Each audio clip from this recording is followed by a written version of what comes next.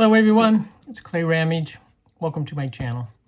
This video is not going to be a haul video or how-to video or any of that. It's going to be a thank you video.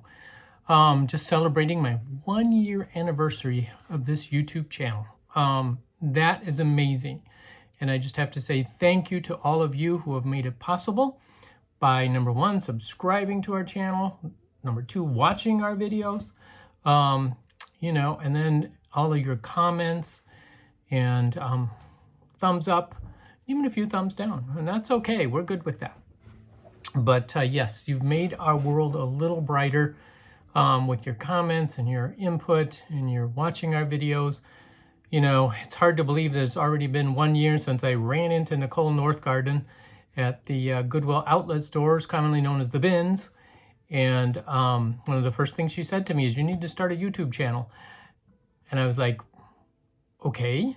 So I came home, filmed my first haul video. And so if you scroll down to the very bottom, you can find the very first video we did. Obviously, we've grown a lot since then. It's still not the most comfortable thing for me to be in front of a camera talking and sharing my thoughts and stuff like that. That's why I think it's easier for me when I have stuff to show you rather than just talking to the camera. But that's part of being an introvert. You know, we don't necessarily like to use a lot of words. We'd rather use fewer words, unless it's something that we're, describing or something like that. So anyway, I just thank you so much. As I think back and I think, okay, my first original goal was within a year, Lord willing, I'd hit 1,000 subscribers, and that would just be the cat's meow. And we did that within basically 10 months, which is phenomenal. And then, at this point, we're almost at 1,500 subscribers, just a few subscribers short of that, which again is just amazing to me, that so many people would take an interest in an old guy finding some stuff. But it's fun. Hey, what can I say? And it's great to take you guys along with me. And I have notes down here because, I forget a lot. So I made notes. That's why I'm glancing down here. Trying not to forget anything. So what are the highlights? Some of the highlights of this past year. Number one, it's just the interaction with you guys. I've gotten to know many of you through the comments. And I so appreciate the comments. And that's my stereo system switching CDs. It's a little loud when it does it.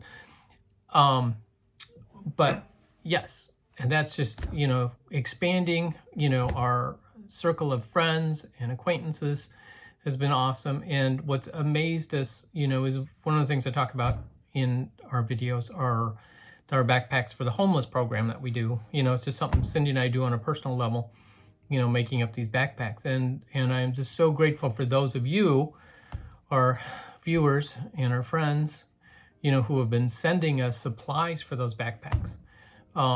I just can't express gratitude enough for that. And so thank you for that. And we welcome that. Obviously, it's hard for us to supply everything all the time. So, additional supplies are awesome. And we continue to do that. Some of my best finds is another thing that I thought I would share briefly. One early on was the Nathan Ambutter original oil painting in a very ornate frame, which I found at the bins, sitting on top. Still amazed at that, and just recently sold that to a subscriber. And so thank you very much. I won't mention him because I didn't tell him I was doing this, but yeah, so, just that was a phenomenal find. Another phenomenal find in my mind, and it's changed the way I shop sometimes, is and this was last summer. I found a box in the bins, and I did a whole separate video on opening this box, because on the outside of the box it said stencils, but it was one of those that it was a sleeve box, so there's a outside frame and then you push the inner box out. When I pushed the inner box out at the bins, it said antiques on it, and it had a list of a couple items. So I briefly opened it and saw it was antiques. It wasn't stencils. So I closed it back up and put it in my cart. So that's one of my rules at the bins, is you always open everything up, because even though it may say stencils, it might be something else. In this case, it turned out to be something else. A lot of small items that obviously probably family memorabilia that was stuck in here. Nothing of significance, at least that I thought. And one of the things that was in there was a small 6-inch embroidery hoop. And so when I was opening it, I just set it aside thinking, oh, that's grandma's embroidery hoop. It's a $1 item. I'm not sure if I even want to deal with it.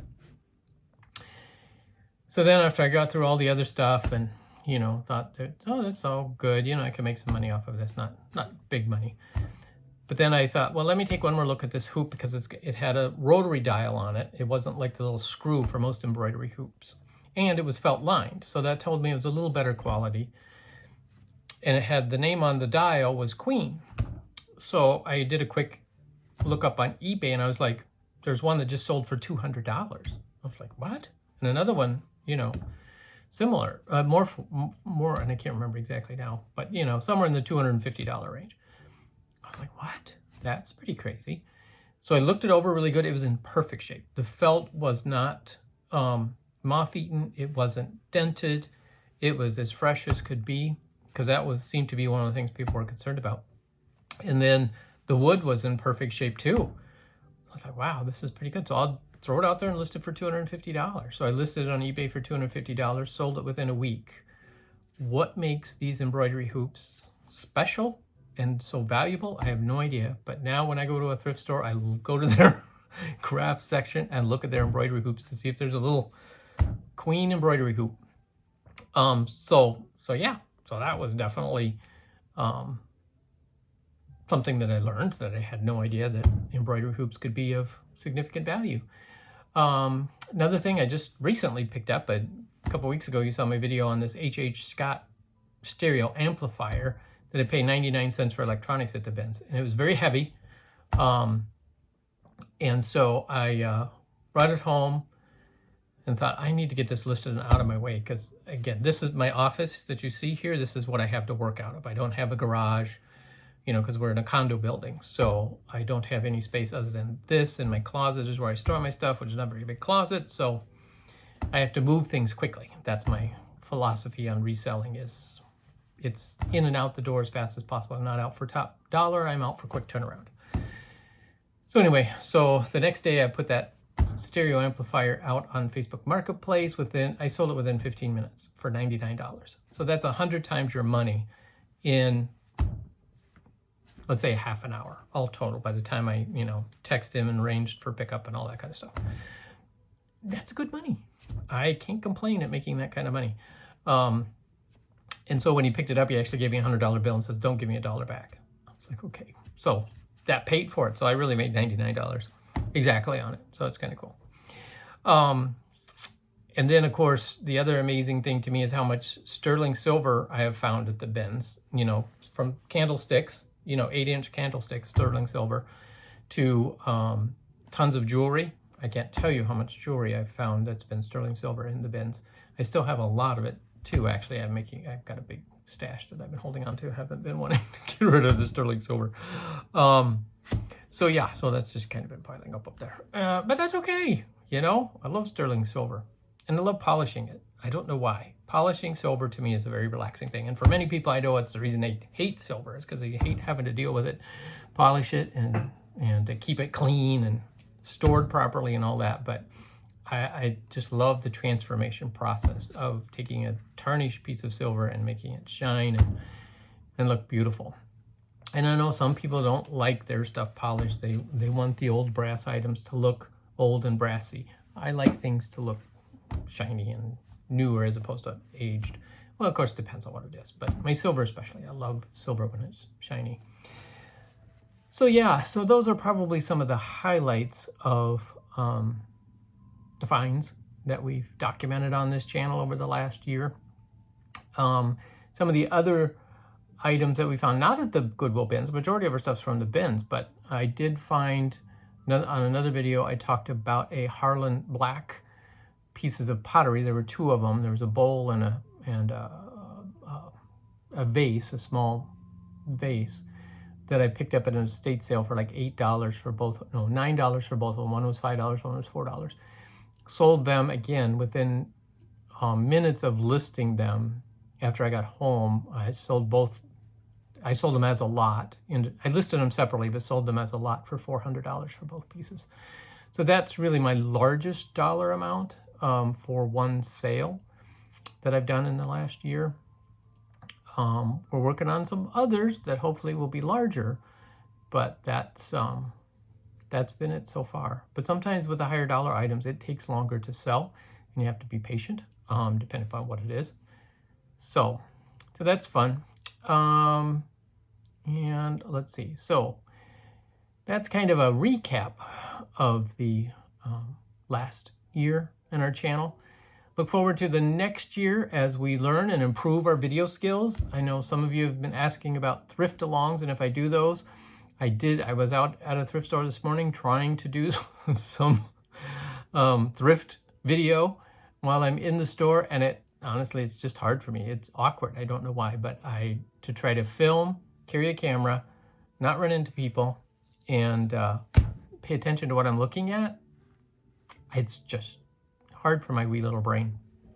I'm kind of a one-focused guy. I can only do one thing at a time.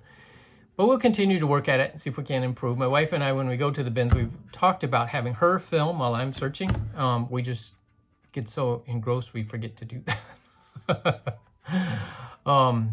So anyway, that's something we may be doing more of this year, putting that in the plan. I also used to do what sold videos. I've gotten away from those. I changed some software and it got harder for me to do. But I do plan on getting back to those. I'm going to do another video soon on recapping my highest dollar sales or my favorite sales, maybe even from 2020, just to add more interest. Because I know sometimes, you see it on the video. What do you do with it? What do you get for it? That type of stuff. So I'll try to do some more of those to help you guys follow along. And for those who are interested in reselling, see, what sells well for me, what doesn't, and why I pick up some of the stuff that I do. And I do try to tell you guys, oh yeah, these sell well for me. Like the cruel work pictures from the 1960s, 1970s that are all framed and matted and ready to go. Those are one of my bread and butter items. I pick them up every time I find them. I sell them at the Pink Elephant. I sell them on eBay. In both places, they sell well for whatever reason. So you go with what sells, right? So yeah. So those are the kind of things that I have planned. Again, continue to do the how-to, although I think what I'm going to do, because trying to do a how-to every week for me has been really challenging. So I think what I'm going to do is split the how-tos with the what sold videos. So I think one week it'll be a how-to, the next week will be what sold. Just because some of the how-tos that I have planned are going to take more work and longer time. And it's harder for me right now because I'm also consulting for my old company. So I'm working a lot of hours for them as this project that I've been working on progresses, and it takes a little more of my time as I'm helping them out. So it was funny the other day, yesterday, Friday, I told Cindy, I'm worked all 5 of my part-time jobs in the last 2 days. Because I worked at the Pink Elephant, the antique store that I have a booth at. I worked there yesterday afternoon. I sold eBay stuff. I did a YouTube video, shopped at the, we did the bins the day before, and then I was working my other full-time job, my consulting job. So it's like, okay, I guess I'm trying to keep up with it all. So sometimes if I look overwhelmed, that's why, because I've got so much going on. But anyway, I think I'm going to wrap this up. But thank you guys so much. Oh, the other thing I was thinking about doing for this year is more live videos. I know a lot of people are going to the live videos, but we'll see. We will do some. I did some at Christmas with the Christmas songs, and that worked out kind of well. But technology can be frustrating for me sometimes too. But anyway, thank you again, guys, so much. Thanks for watching, and we'll catch you this year.